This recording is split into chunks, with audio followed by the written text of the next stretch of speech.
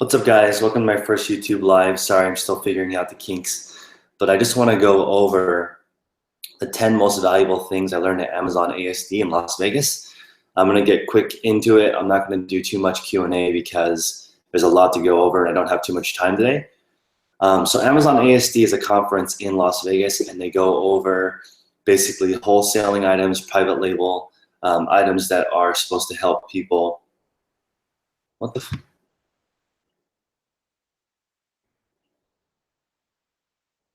Why does it not work? Let me see.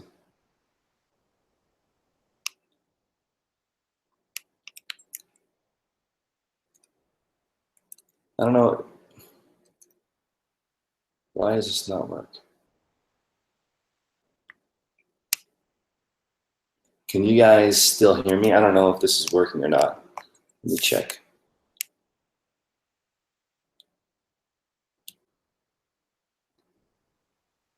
Oh, it is working. Can you guys still hear me? All right, hopefully it's working. I don't know if it's working or not, but I'm just going to continue with it. So the first thing that I want to go over is that everyone has a magic notebook. And so the lady that was giving the first talk actually had, she's doing 8 figures on Amazon. So she's making over $10 million a year, and she still carries around a notebook. And what she does with it is she actually writes down all the items that she likes, and she prioritizes them 1 to 10, 10 being the one that she's the most interested in. And she basically looks at the ranking 1 through 10 and organizes them throughout the year, depending on which ones seem hotter or which ones seem to be trending. And this little magic notebook, tons of resellers and wholesale Amazon, eBay people carry it around, and they keep adding to it. So sourcing is life. I want to go over the fact that she is making $10 million a year revenue, and I'll go over revenue as my last tip. But even though she has that, she's still sourcing every single day. So sourcing is life. Everyone said the same thing. That was my #1 takeaway from there, is that you should always be sourcing. And everything is also regional to your area. So your Walmart is going to be different than other people's Walmarts. This is why people go into a retail shop in their local area and scan every single item and create a history of the items in their area. And what happens is you get that that list of stuff in your area, and then only you have that advantage over other people. So that's one way to separate yourself if you're going to do retail arbitrage, or even if you're going to do wholesale or private label. It's nice to have that list of things that are local, because those things are unique to you. And so if you find a manufacturer of something that's actually local in your area, you can use that to get a head start, because obviously if you can order quantities, that's going to be easier to scale, which I'll go over in a second. So the second thing that I noticed is that the Amazon, 90% of the stuff that we saw in the Amazon show, I think is going straight to a landfill. So for those people who think that, it's not going to really work as far as wholesaling products. Sorry, I'm trying to get used to this YouTube live thing. It's kind of crazy. 90% of the stuff that I saw at Amazon, I feel like is going to go to the landfill. It's just cheap garbage made from China. It really is like that. So if you're going to source high quality stuff, it's still going to be worth money in the future. The most valuable books are the quality ones. They're basically timeless. So all the stuff that's thriftable is going to continue to have value forever. So it makes me put more emphasis on eBay as a long-term strategy as far as consistent income. Amazon, I'm going to definitely do. It's going to have more ups and downs, and it's going to be a long-term play for me. I'm going to be learning about private label. I'm going to be learning about how to make items that can be thriftable in the future. Like the idea I'd thrown out on my Instagram live, which is EcoCat. I'm not going to roll with that name, but basically a brand that's eco-friendly and made of recycled materials and super high quality. So when someone finds it at Goodwill in 5 years, it's still going to be worth money. I'd like to make something like that instead of just making cheap trash.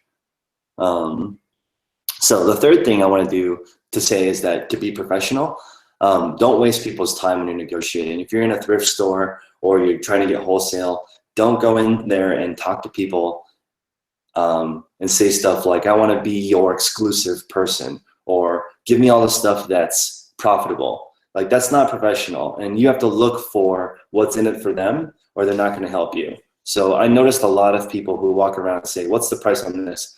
What's the price on that? And you're basically adding no value to the vendor. And when they say something like, hey, I want to sell this on Amazon, they straight up just say, we don't sell on Amazon, or we don't sell on eBay, because they don't want you to represent their product. Then the next guy will come who's nice and says, what kind of challenges are you guys working with? And the vendor's like, oh, we're having difficulty with Facebook ads or something. And the guy says, well, let me help with that.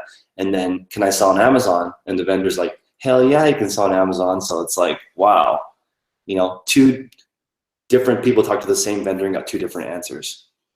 Okay, the next thing I learned is that don't buy extra stuff to meet the minimum quantity. This is stuff that I noticed that I was doing when I go to the thrift store. Sometimes I buy stuff that I don't want just to meet the minimum quantity in order to get the deal from the person. But what I can do actually instead, and a lot of Amazon sellers told me this, is if I'm gonna do this strategy, I should buy twice as much stuff and then actually discard the bottom half. I'm basically doubling my average sale price. And so my labor percentage actually becomes smaller. So let's say, for example, right now my average is $23, including all the garbage that I sell. If I donate all the garbage, buy twice as much stuff, and only sell the stuff that has, say, a $40 average, and my employees are basically doing the same amount of work, but I'm making twice as much money, but I suddenly have a new cost, which is disposal. I actually don't know how to dispose of items. That's a new thing that I have to figure out. So I think Greg Murphy has a huge Amazon operation where he does books and he recycles stuff that doesn't sell well. I'm sorry, he recycles books that don't sell. He has an actual brick and mortar bookstore for some books. He makes sets of books to sell on Amazon. He sends some in, so he does some merchant fulfilled, he does some FBA. So I mean, basically he's making money on every single part of the process. And I think that, yeah, the key is basically for me to buy more quality stuff and figure out ways to dispose of the cheap stuff instead of what I'm doing right now on eBay, which is basically listing every single item. Yeah, Reezy. So it basically offsets my inventory cost. And actually, since I'm getting items for so cheap, when I donate it, I'm not really losing money. The next thing I learned is that no matter how big people are, they always say this is a business of nickels and dimes. This is step number 5. These guys that are doing huge, huge numbers, they have really razor thin margins, it seems like. So basically, if you don't care about saving 50 cents on shipping, you're gonna fail, because you need that, because there's basically unforeseen expenses that you don't know about, and those are gonna pop up, and they're gonna pop up all the time, and you don't know. Like, for example, let's say I have 400 pieces of clothing that I have to dispose of, and I have to pay, let's say, a recycling fee, or I have to pay someone to come pick it up, or let's say it's taking up valuable storage area, or people have to walk around it. That all adds to money, and it's kind of an issue. So they're saying, count every single nickel, count every single dime. Some of these guys operate on under 10% net margin. Under 10%. So that means if you did 100 million in sales, you would make, I'm sorry, there's some of these guys that do 1% margin. So that means on 100 million in sales, you only do 1 million profit. And you can't really like knock this guy because he's still making $1 million in profit. But I'm gonna go over the profit stuff as my final point, because that was something that was really interesting that popped up. Okay, my 6th point is that replenishables build your business, and one-offs and closeouts build your margin. So if you go to ASD, there's a whole section of closeouts. So you can go to that area and buy stuff for 90% off, 75% off, 80% off, buy it and flip it for, let's say, 25% off retail. And you get crazy margins, but you can't reorder. You got to go back. You got to go to every single conference and try to get these closeout liquidation things, which are not consistent. So these build your margin, but they definitely don't build your business. Versus, let's say, if you had 100 items and you can keep reordering them, and then next time you have 200 items, and next time you have 300 items, and you can just keep reordering them. You don't need to keep looking. You can build that that business. So replenishables build your business. One-offs, closeout, liquidation, that builds your margin. That's what we're doing on eBay. We're buying stuff that has really, really high margin, but it's not replenishable. You can't reorder. You can't reorder used stuff. There's no, in the car business, they say there's no used car factory.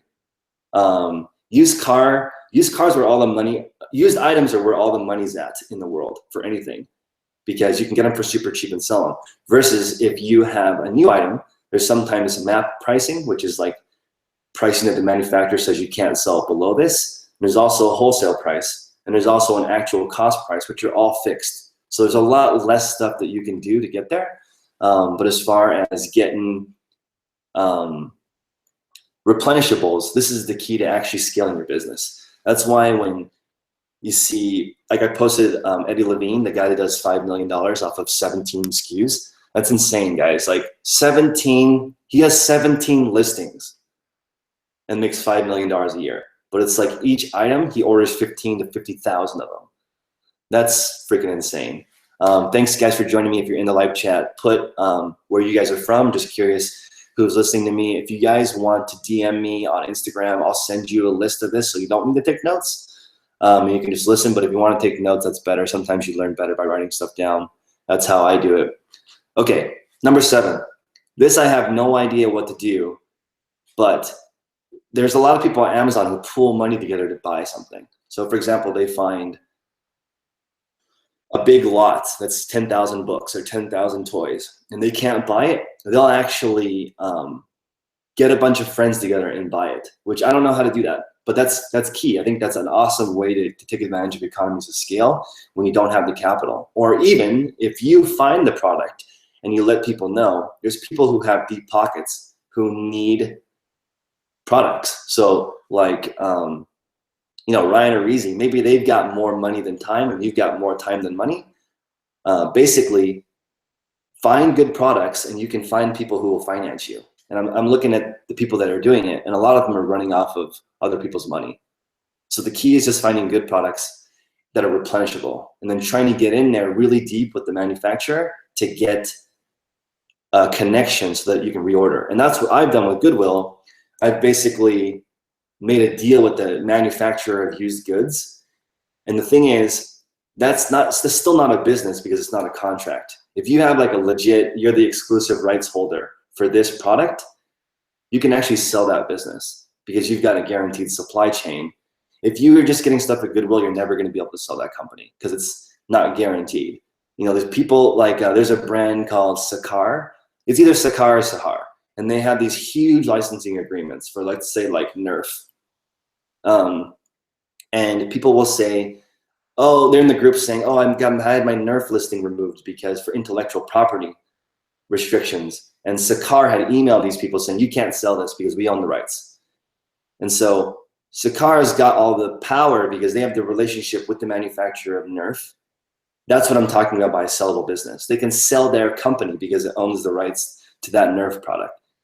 And if you are just selling on eBay, you don't have anything to sell. So I'm trying to get those relationships set up.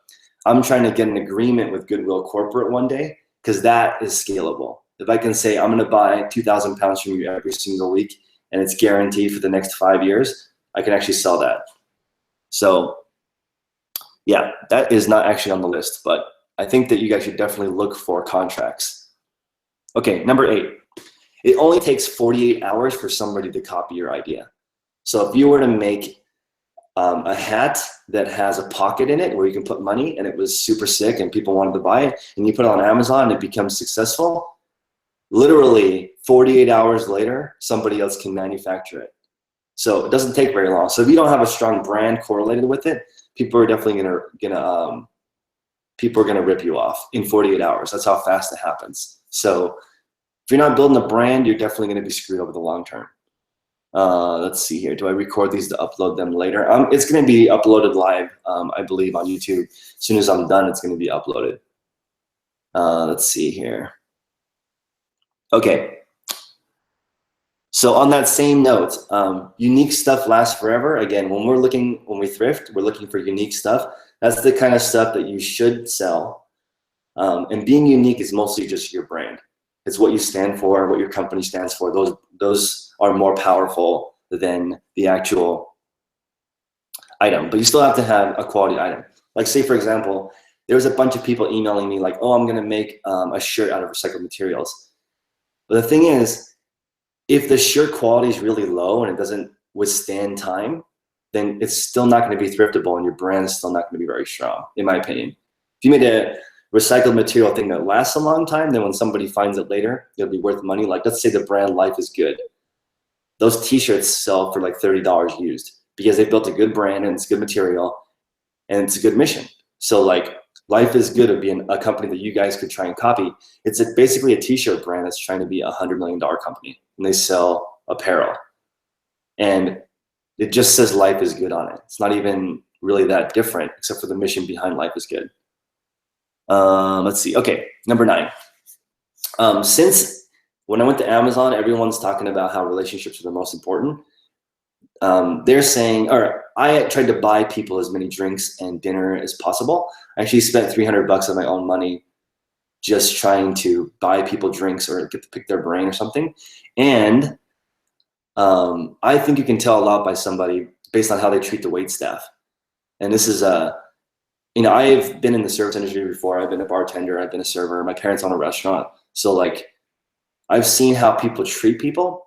And if they're treating the waitress like a dick, they're gonna treat you like a dick. That's just how I see it because, especially for me, since I'm like a lower person, they're gonna be doing better than me. I'm only talking to people who are higher than me, right? So if they're already treating the wait staff like garbage, they're gonna treat me like garbage. So I'm just trying to like work with people who are humble, who are nice, like people who tip. I don't like it when people don't tip, like that bothers me.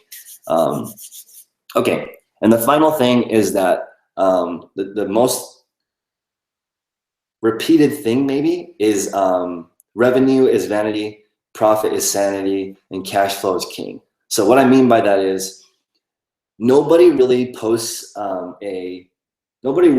something that says I made 500,000 profit. That's never the title. The title is always 5 million revenue, 100 million revenue, 800 bajillion revenue, or I know, like even with my store, which says 10K on the bay, I'm doing that for views. Like if I put, I want to make 350 grand, it's not as interesting as 10,000 items on eBay, right? Because people are like into these giant numbers and they don't mean much. The real key is just how much profit you make. But another thing that is crazy, and in that same saying, is that cash flow is king. So meaning, even if you have a high profit, you're gonna be screwed up. Because if you do, let's say for example, you have 1,000 items that you paid $100 for. So that's 100 grand.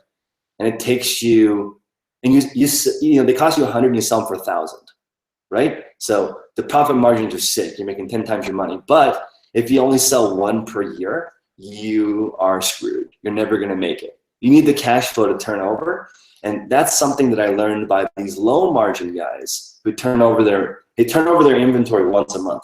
So even if they make 8% profit, that's okay because 8% in a month is 100% a year. And when you're doing 6, 7, 8-figure crazy numbers, that adds up. So cash flow is king. And that's the part I think people also forget. So revenue is vanity. So people posting these huge numbers just makes you feel better. It's more of an ego thing. Profit's good, but also cash flow is king. So all these quick flippers, I didn't really take them seriously because a lot of them, their profit margins are super low. And that's okay if you can scale it up and order a ton of it. So the problem comes from people have quick flip, so they have that quick turn, they have the cash flow, but their profit margin, or the actual volume they do is limited to the actual time they have per week. So I was talking to an Amazon seller that can send in 1,500 items a week through FBA. He can shop, box, put into his system, whatever. He can ship out 1,500 items a week to FBA by himself, right? And I think if you're hustling on eBay hard, you can do 250 items a week. And because you have to still ship it, you have to still list it, you have to do all that work, where Amazon has a team of people who do that work for you. That's why when people say you can scale Amazon faster, it's for that very reason. It's literally, what is that? 1,500 items versus 250. I don't know what that multiple is, but it's a lot. It's a lot faster on Amazon. If you have the money to buy 1,500 things to send to Amazon, of course that's going to be faster. It's way more items. And also, the Prime buyer pays more money for it and they get it right away. And it's different, but it's a different beast. I mean, with Amazon, you have higher returns.